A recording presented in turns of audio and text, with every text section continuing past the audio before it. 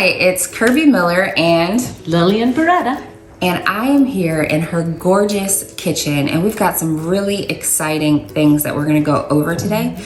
Of course, there's delicious food, but we also want to talk about some educational things, specifically around heart health. And so I'd love for you to just talk a little bit about kind of the background behind this recipe and why we're doing this today. Sure.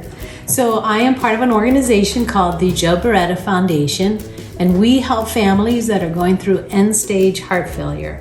And we help them with their non-medical needs. So we provide them with temporary housing, we pay back bills, we provide food, gas, anything that has to do with their heart failure and this end-stage heart failure. So they're very ill people, but we help them however we can. And we do it because my husband, Joe, in 2016 passed from heart failure, and we saw an opportunity to take our grief and do something amazing with it, which was help other people. So our family's all about that. Yes. And that's why we're doing it. And one of the things we had to do when Joe was diagnosed with heart failure was kind of change our eating habits. So of course we love to cook.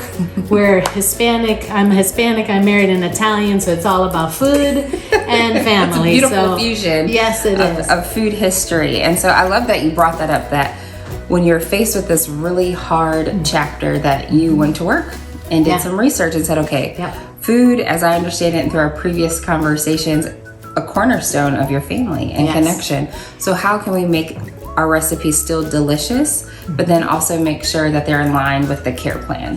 And we have a beautiful lineup of recipes to share because this is really educational. You know, we talk about you eat with your eyes first, and food is a connection to your family and friends, but loving people well also includes keeping their health in mind too. And even though they don't want to. Exactly. At first you're going to be like, so are you going to take away my favorite things? Yes. But it turns out good. It turns out good. That's the amazing part. And that's what's really nice about this, because we were talking about some of the key ingredients and ways that you can make your food really flavorful, have that depth of flavor, and be heart healthy. Yes. And this coming week, the 14th through the 20th, is National Heart Failure Awareness Week. So we're teaming up with some of our partners, which is the Heart Failure Society of America, mylvad.com, and we're teaming together and just letting people know what are the symptoms, what are the signs, what you should do about it, and then how you can eat healthy and have a prolonged life because you're doing things right. Because you're doing the right things. And before we dive into the food, something that we talked about before that I felt like was really powerful, and I hope you don't miss this. When we think about heart health, one of the number one things that you might think of is heart attack. Yes. And we're all pretty well versed in, oh, my arm is tingling, tightness of my chest, and that's more of an acute thing. So we're taught that, right? Yes. And so if I don't have arm tingling and tightness in my chest, I may not think about my heart health. But you shared something with me earlier that is just a staggering statistic, and I'd love for this is about education, beautiful, delicious food, but education too, because when we learn certain things, it could save your own life, or it could save someone's life that you really, really love. So I'd love for you to just share that. And I'm going to grab my cheat sheet because I want to do it right. I mean, I don't want to give you the wrong statistics. So 6.5 million Americans have heart failure, and it's responsible for 250,000 deaths a year. Oh my goodness. And combined, there's more people suffering from heart failure than all forms of cancer combined. That is a statistical fact.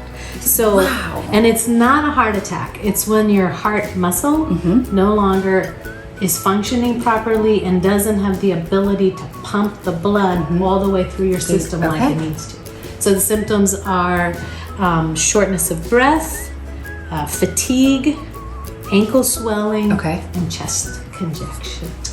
Oh my goodness. So, and a lot of people have that and don't know. And they don't know it because they may attribute that to old age, to aging, or I just feel really tired, or I haven't worked out enough, so going up those stairs is really tough on me. And that's a real big indicator. Yes. When all of a sudden you can't go upstairs, or you have to take a break walking in your home, a distance that you used to walk with no problem. Sure. Now all of a sudden you need to take a break. And I love that. And this is all about education and empowering. So it's those little things that sometimes we can brush off.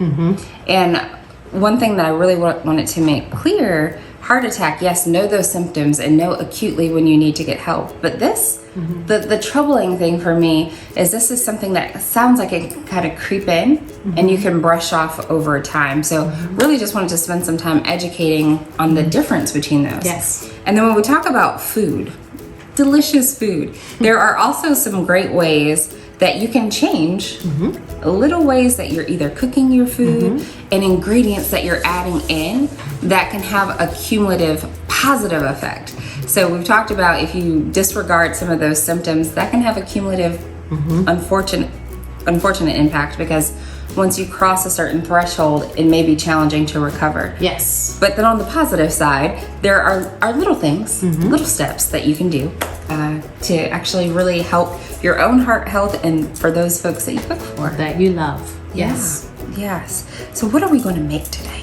Well, we are going to make a beautiful salmon encrusted with some nuts. Okay. With an orange sauce. Oh my goodness. Using some herbs and shallots instead of salt. Okay. We might throw a little bit of Mrs. Dash on there, which is a salt substitute. Yeah. When you're having heart issues, salt is your very big enemy. So we're trying to eliminate salt in as many places as we can. Okay, that makes sense. We're also going to make a wild rice. I'm going to teach you a secret that my Hispanic mother taught me on how to make the perfect rice every time. You don't want to miss that. Yeah, no, she was amazing. So we're doing that. We're going to do a kale salad that's going to have a nice crisp Granny Smith apple with it, and we're going to add a little fun thing that you can get in your grocery store that just pumps it up a little, gives it flavor, again without added salt. We're going to use a little bit of Trader Joe's Goddess dressing. We're going to just change it up a little bit just to make sure again that the salt is right. When you start having heart failure or heart issues, you become a label reader. Okay. And the label is important. You're always looking at saturated fat, cholesterol, and sodium. Those are the big ones for you. So you're always wanting to make sure those numbers are low. Okay. I mean, and you'll be stunned when you go to the grocery store and start comparing that some have so much. So you just become a label reader. And that might feel a little intimidating, but I love the empowerment in that. Actually, it's like looking at that from another lens. So you shared earlier that you had cheat sheets kind of printed out and around, and so you don't have to become a heart health expert overnight, but like you're saying with a label, learn what the range is for sodium, and then when you're going into the store, you're empowered to make new decisions, because sodium is really kind of sneaky in a lot of the different products that we use. And it makes you retain water, which is a problem for your heart, because now your heart is working harder and it's already having a few issues and you're overworking it even more. So you want to keep the salt low as much as possible. Okay. So hopefully that's helpful. So that's our beautiful entree, and then we have a heart healthy dessert that we are going to make. So like we said earlier, when you're cooking heart healthy, you don't have to take all the fun out of it. It's not no dessert ever, but we're actually going to show you a really fast and delicious recipe so you can still enjoy dessert, but then also have that heart health in mind.